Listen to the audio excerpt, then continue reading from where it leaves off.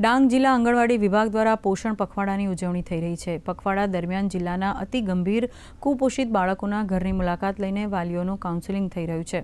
હાલ ડાંગ જિલ્લાની આંગણવાડીઓમાં કુલ 15,785 બાળકો નોંધાયેલ છે। તે પૈકી કુલ 301 બાળકો અતિ ગંભીર કુપોષિત છે। પોષણ પખવાડા દરમિયાન તેમના પોષણ સ્તરમાં વધારો કરવા પર ખાસ ધ્યાન અપાઈ રહ્યું છે। આ વર્ષે પોષણ પખવાડાની થીમ CMAM મોડ્યુલ દ્વારા કુપોષણનું વ્યવસ્થાપન છે। વિભાગ દ્વારા કુલ 88 અતિ કુપોષિત બાળકોના ઘરની મુલાકાત લઈને વાલીઓનું કાઉન્સેલિંગ થઈ ચૂક્યું છે। જે બાળકોને CMTC NRCમાં રિફર કરવાની જરૂર છે તેમના વાલીને સમજાવવા પણ પ્રયાસ થઈ રહ્યા છે।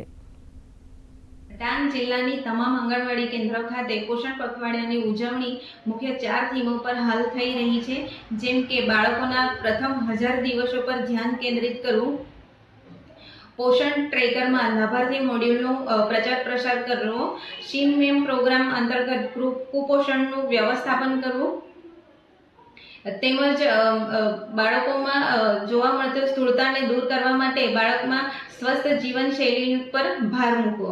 આ ચારેય થીમ આધારિત ડાંગ જિલ્લાની તમામ આંગણવાડી કેન્દ્રો ખાતે હાલ દરેક કેન્દ્ર પર જુદી જુદી પ્રવૃત્તિઓ થઈ રહી છે।